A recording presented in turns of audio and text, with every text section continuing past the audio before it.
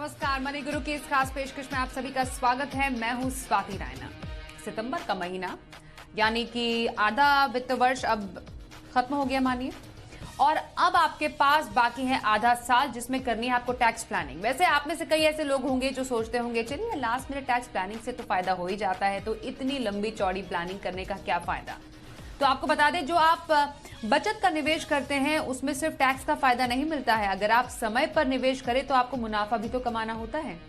इसलिए समझदारी से अगर किया हुआ निवेश है तो आपको टैक्स के साथ मुनाफा भी कमा के दे सकता है। ये लास्ट मिनट टैक्स प्लानिंग में नहीं हो सकता। इसलिए हम आज आपकी मदद करेंगे आपकी टैक्स प्लानिंग करने की, वो भी एकदम टाइम पर। हमारे साथ जो खास मेहमान है उनका परिचय करा देते हैं। कपिल मित्तल हमारे साथ हैं, टैक्स एक्सपर्ट। उनसे चर्चा की चलिए करते हैं शुरुआत, और टैक्स की कुछ और उलझनों को भी हम दूर करने की कोशिश करेंगे अपने इस खास शो में। कपिल, आपने बोला टैक्स बचत का जो निवेश होता है उसको लोग काफी ज्यादा लाइटली लेते हैं और सोचते हैं चलिए मार्च तक का टाइम है, डेडलाइन के कुछ देर पहले तक भी अगर निवेश कर दें तो उनको टैक्स बचाने में आसानी तो होगी ही, लेकिन वो शायद इसके लॉन्ग टर्म फायदों के बारे में नहीं सोचते हैं। आलस हो गया या फिर टाइम नहीं है, कोई भी वजह हो सकती है। तो टैक्स बचत का निवेश अभी जो हमारे पास आधा वित्त वर्ष बाकी है उसमें आप क्या सजेशन देंगे लोगों को टैक्स प्लानिंग की, ये मैं आपसे जानना चाहती हूँ। देखिए स्वाति जी, आपने एकदम ठीक कहा कि हमारे यहाँ ना लोग काफ़ी आलसी हैं, तो उन्हें बहुत टाइम लग जाता है ये असरटेन करने में कि उन्हें टैक्स प्लानिंग कब करनी चाहिए। देखिए सबसे अच्छा समय तो है कि हम अपने फाइनेंशियल ईयर के वित्त वर्ष के पहले क्वार्टर में ही अपनी प्लानिंग को कर लें। हम ये पता लगा लें कि हमारी कितनी इनकम होने वाली है, कौन कौन से सोर्सेज से, कौन कौन से हेड से हमें इनकम होने वाली है। जैसे अगर हम इनकम की बात करें तो एक हमारी सैलरी इनकम हो गई, या हमारी बिजनेस या प्रोफेशनल इनकम हो गई, अदर सोर्सेज की इनकम हो गई, हाउस प्रॉपर्टी की इनकम हो गई। तो ये बहुत इंपॉर्टेंट है कि आप साल के शुरुआत में या जब भी आप जागरूक हो जाते हैं इसके ऊपर, तो अपना सबसे पहले एक आकलन करें कि आपको पूरे साल में इनकम होनी कितने वाली है। इसमें बहुत ज़रूरी है कि आप ये भी ध्यान रखें कि अगर आपने कोई शेयर्स ले रखे हैं तो वहाँ से आपको डिविडेंड इनकम भी आ सकती है या फिर कैपिटल गेन भी हो सकता है। तो बहुत सारी बारीकियों को ध्यान में रखते हुए आपको अपनी इनकम का अनुमान लगाना है सबसे पहले कि आपको कितनी इनकम होने वाली है। उस इनकम के ऊपर ही डिपेंड करेगा कि आपको किस किस तरह की प्लानिंग करने की ज़रूरत है, आवश्यकता है। बहुत बेसिक सी जो प्लानिंग सभी लोग करते हैं कि हमने LIC ले ली, 80C में जो हमें 1.5 लाख का डिडक्शन मिलता है, वहाँ पे बहुत सारे ऑप्शंस वो ढूंढ लेते हैं, जहाँ पे LIC लेना एक बहुत अच्छा विकल्प है। साथ ही साथ ऐसी इन्वेस्टमेंट भी आप देख सकते हैं जहाँ पर आप टैक्स सेविंग का बेनिफिट भी लेंगे, प्लस आप कुछ कमा भी सकते हैं, जिसमें कि यूलिप और आपका FDs होती हैं टैक्स सेविंग की, उसमें आप जा सकते हैं। आप ELSS स्कीम में जा सकते हैं, आप NPS में जा सकते हैं। ऐसी बहुत सारी स्कीम्स हैं जहाँ पर आप जा सकते हैं और आप बेनिफिट ले सकते हैं। बट उन सबको मिला के आपको जो बेनिफिट मिलेगा वो 1.5 लाख रुपए का डिडक्शन आपको मिलेगा अंडर सेक्शन 80C। इसी तरह से अगर आप कोई हाउसिंग इनकम आपके पास आ रही है तो वहाँ पे आप प्लान कर सकते हैं, आप होम लोन ले सकते हैं, और बहुत सारे ऑप्शंस हैं। तो एक एक करके हम इन पे बात करते हैं। सबसे पहले मैं आपको ब्रीफ करता हूँ इसमें कि अगर आप एक सैलरीड एम्प्लॉई हैं तो कौन कौन से बेनिफिट आप ले सकते हैं। आप अपना EPF का बेनिफिट ले सकते हैं, आप HRA का डिडक्शन ले सकते हैं, आपके पास एक 50,000 की स्टैंडर्ड डिडक्शन आपको मिलती है। इसके अलावा अगर हम बात करें तो अगर आप नॉर्मल इंडिविजुअल हैं जो कि सैलरी इनकम नहीं है और आपकी कोई भी सोर्सेज की इनकम है, तो वहाँ पे आपको बहुत अच्छी कुछ डिडक्शंस हैं। जैसे कि अगर आपको HRA नहीं मिल रहा है तब भी आप चाहे तो 5,000 रुपये महीना का एक डिडक्शन क्लेम कर सकते हैं जो इनकम टैक्स में आपको दिया गया है। उस डिडक्शन के अंदर वो कंपेंसेट करता है बेसिकली आपको कि अगर आप एक इंडिविजुअल हैं और आपको HRA का कोई भी अमाउंट नहीं मिल रहा है आपकी सैलरी में या फिर आपकी अदर इनकम्स में, तो आप ये डिडक्शन क्लेम कर सकते हैं। ये बहुत ही अच्छा डिडक्शन है जिसके लिए कोई प्रूफ नहीं देना पड़ता। आपको 5,000 रुपये महीना के हिसाब से साल के 60,000 रुपये आप इसमें क्लेम कर सकते हैं। इसके अलावा अब जैसे हमने बात करी, स्वाति जी आपने बताया कि हम इन्वेस्टमेंट इस तरह से करें कि हमारी टैक्स सेविंग भी हो जाए और हमें फ्यूचर में भी बेनिफिट मिले। तो इसमें एक बहुत अच्छी स्कीम गवर्नमेंट ने निकाली हुई है, सुकन्या की स्कीम, जिसमें कि अगर आपका कोई फीमेल चाइल्ड है तो आप उसका एक अकाउंट ओपन कर सकते हैं, वहां आप कुछ डिपॉजिट्स डाल सकते हैं। वो डिपॉजिट्स आपके 80C के अंदर 1.5 लाख की लिमिट तक एग्जेम्प्ट होते हैं, प्लस उस पर मिलने वाला इंटरेस्ट भी आपका एग्जेम्प्ट होता है 80C में। वो पैसा जब आपका जो गर्ल चाइल्ड है, जब वो बड़े होंगे, जब वो मैच्योर होंगे, तो उनके आपके एजुकेशन में, शादी में, बाकी चीज़ों में आप आराम से खर्च कर सकते हैं। तो ये एक बहुत अच्छा विकल्प है। इसके अलावा आजकल आप देख रहे हैं कि बहुत ही गवर्नमेंट बहुत ज़्यादा फोर्स कर रही है, कह रही है कि अब आप इलेक्ट्रिक व्हीकल्स पे शिफ्ट हो जाए, जो कि अभी हम डीजल और पेट्रोल वाले व्हीकल यूज़ कर रहे हैं। अब एक ऑप्शन है कि आप इलेक्ट्रिक व्हीकल परचेज कर सकते हैं। यहाँ गवर्नमेंट ने बहुत ही अच्छी स्कीम निकाली है, जिसमें अगर इलेक्ट्रिक व्हीकल लेने में आप लोन लेते हैं, उस लोन पे जो आप इंटरेस्ट पे करेंगे, जो ब्याज पे करेंगे, उसका आपको डिडक्शन मिलेगा 1.5 लाख रुपए तक। ये एक ऐसा ऑप्शन है जो कि बहुत सारे लोगों को नहीं पता है, जहां वो बेनिफिट 100% ले सकते हैं। हम रोजमर्रा में देखते हैं कि हम गाड़ी प्लान कर रहे होते हैं कि हमें गाड़ी लेनी है, अब दिवाली का सीजन आ रहा है, नया साल आ रहा है, तो हमें गाड़ी लेनी है।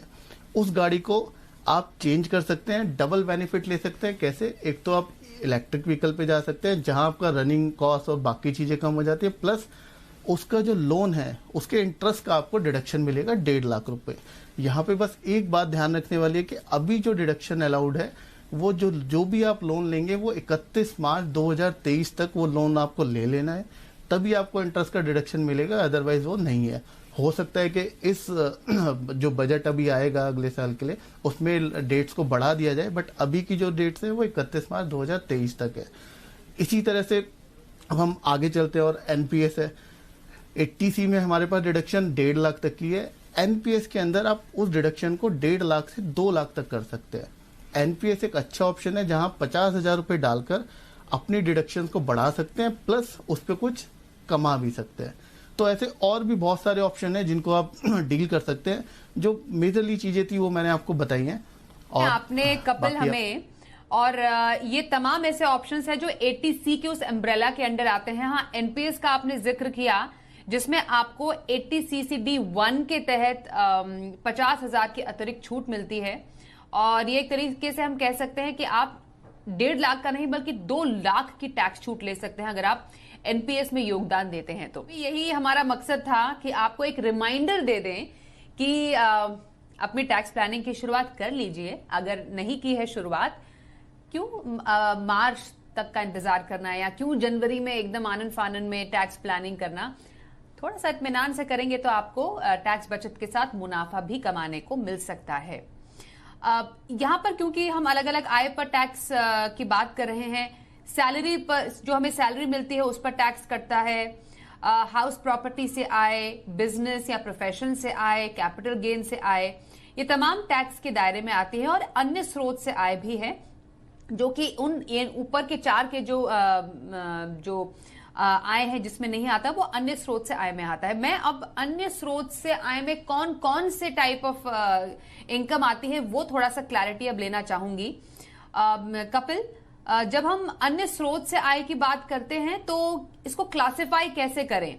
क्योंकि हमारे हाथ में एक तो सैलरी आती है, फिर हाउस जैसे मैंने बताया, फिर या तो कैपिटल गेन से आय है, या फिर बिजनेस प्रोफेशन से हमें आय मिलती है। अन्य स्रोत से आय में क्या क्या आएगा? देखिए, अगर मैं एक इंडिविजुअल के प्रोस्पेक्ट से बात करें तो अन्य सोर्स में 2-4 मेजर हेड है जो आपके अन्य सोर्स के अंदर आ सकते हैं, जिसमें से सबसे ज्यादा जो मेजर हेड है, जब भी आप कोई शेयर्स परचेज कर रहे हैं और उन शेयर्स पे जो आपको डिविडेंड मिल रहा है वो आपकी अन्य सोर्स की आय में आएगा। तो बहुत इंपॉर्टेंट है ये आपको ध्यान रखना कि पूरे साल में जितना भी डिविडेंड आपको मिल रहा है वो आपको अन्य सोर्स में टैक्स होगा। जनरली कई बार जो सैलरीड एम्प्लॉई हैं या फिर जो नॉर्मल इंडिविजुअल हैं वो भूल जाते हैं कि अपनी आय का आकलन करते वक्त उस पर एडवांस टैक्स निकालते वक्त कि उसमें उनको डिविडेंड भी इंक्लूड करना है। तो एक वो बहुत इंपॉर्टेंट है। इसके अलावा अगर हम बात करें कि अन्य सोर्स में अगर आपको कोई गिफ्ट मिला है नॉन रिलेटिव से और वो उसकी वैल्यू 50,000 से ऊपर है, अगर आपको मतलब अदरवाइज अगर हम देखेंगे तो आपको शादी पे मिलने वाला गिफ्ट एग्जेम्प्ट होता है और रिलेटिव से मिलने वाला एग्जेम्प्ट होता है, लेकिन कई बार आपको आपका एम्प्लॉयर भी गिफ्ट करता है जिसकी कॉस्ट 50,000 से ऊपर हो जाती है, तो वो आपकी इनकम में ऐड होता है और उस पर आपको टैक्स पे करना पड़ता है। वो आपकी अदर सोर्सेज की इनकम में आ सकता है। प्लस जैसे आजकल एक बहुत हॉट टॉपिक चल रहा है क्रिप्टो करेंसीज। तो क्रिप्टो करेंसीज में आजकल हर एक इंडिविजुअल हम देखते हैं, हर दूसरा इंडिविजुअल लगा हुआ है क्रिप्टो करेंसी से प्रॉफिट बनाने में कोशिश कर रहा है। तो वो बहुत इंपॉर्टेंट है कि क्रिप्टो करेंसीज में आपने पूरे साल में कोई भी अगर प्रॉफिट लिया है तो वो जो प्रॉफिट है आपका, वो आपकी अदर सोर्सेज की इनकम में ऐड होगा, और वहां पर आपको टैक्स भी बहुत हैवी लगता है। क्रिप्टो करेंसीज के ऊपर जो भी आपको कैपिटल गेन होता है उस पे आपको 30% टैक्स देना पड़ता है। तो वो बहुत जरूरी है कि आप ध्यान रखें कि अगर पूरे साल में आपने कोई भी क्रिप्टो करेंसी में डील किया है या उसको खरीदा है या बेचा है जिससे आपको प्रॉफिट हुआ है, तो वहां आपको 30% टैक्स देना पड़ेगा। यहाँ प्लानिंग बहुत इंपॉर्टेंट है, क्योंकि अभी एक नया लॉ आया है, नया रूल्स बने हैं क्रिप्टो करेंसीज को लेके, जिसमें कहा गया है कि अगर आपने कोई एक्स क्रिप्टो करेंसी परचेज करके सेल करी है, उससे आपको गेन हुआ है, और आपने कोई वाई क्रिप्टो करेंसी भी खरीदी थी जिसमें आपको लॉस हुआ है, वो आपस में सेट ऑफ नहीं होगा। प्लस आपको 30% टैक्स पे करना पड़ेगा। आपकी जो परचेज कॉस्ट है उसका आप इंडेक्सेशन भी नहीं कर सकते हैं। तो वो बहुत इंपॉर्टेंट है कि आप ध्यान रखें कि जो क्रिप्टो करेंसी से होने वाला आपको गेन है वो आपकी अदर सोर्सेज में जाएगा। इसके अलावा जो हम देखते हैं फैमिली पेंशन, एक बहुत सारे एम्प्लॉयज हैं, गवर्नमेंट एम्प्लॉयज हैं या फिर नॉर्मल एम्प्लॉयज हैं जिनको पेंशन मिल रहा है, या आपने कोई स्कीम ले रखी थी जिसमें आपको पेंशन मिल रहा है, वो पेंशन आपकी अदर सोर्सेज में टैक्स होती है। उसमें आपको डिडक्शन मिलती है 1/3 की, जो भी आपको पेंशन रिसीव हो रही है, बट वो लिमिट कर दी जाती है 15,000 रुपये, सिर्फ 15,000 रुपये तक। तो ये कुछ एक एरियाज है जहां पर आपको ध्यान रखना है कि ये अदर सोर्सेज की इनकम है जो हम जनरली अपने दिमाग से भूल जाते हैं, निकाल देते हैं कि ये इनकम भी हमें होने वाली है और हमारी बिल्कुल इनकम आपने में टैक्स सही कहा। कौन सी आय टैक्स फ्री है? क्योंकि कई ऐसे इनकम्स है जिसमें कोई टैक्स नहीं लगता, उसमें से कुछ का अगर आप जिक्र करें कपिल। देखिए, अगर हम एग्जेम्प्ट इनकम की बात करें जिसपे कोई टैक्स नहीं लगता, तो सबसे पहले हमारे दिमाग में आता है एग्रीकल्चर इनकम, कि हमारी एग्रीकल्चर इनकम जो है, जो हम कृषि से हमारी जो आय होती है उस पर कोई टैक्स नहीं लगता। कुछ एक्सेप्शन है, बट मेजरली हम समझ सकते हैं कि उस पर कोई टैक्स नहीं लगता। इसके अलावा कुछ हमारे टैक्स सेविंग सर्टिफिकेट्स होते हैं जिनके ऊपर जो हमें इंटरेस्ट मिलता है उस पर हमें कोई टैक्स नहीं लगता। आपने देखा होगा प्रोविडेंट फंड के अंदर, एम्प्लॉय प्रोविडेंट फंड में या पब्लिक प्रोविडेंट फंड में बहुत सारे लोग पैसा जमा कराते हैं, उस पे मिलने वाला इंटरेस्ट 1.5 लाख तक जो आपने डिपॉजिट कराया है, उस 1.5 लाख तक के डिपॉजिट पे जो इंटरेस्ट आपको मिलेगा वो आपकी इनकम में एग्जेम्प्ट होता है।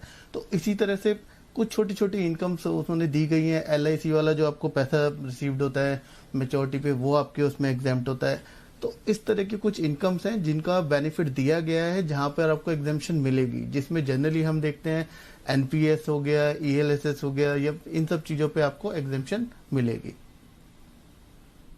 बहुत धन्यवाद। और साथ ही कपिल मित्तल आपका भी हमारे साथ अब बहुत सारी टैक्स उलझनों को दूर करने के लिए और लोगों की टैक्स प्लानिंग में मदद कर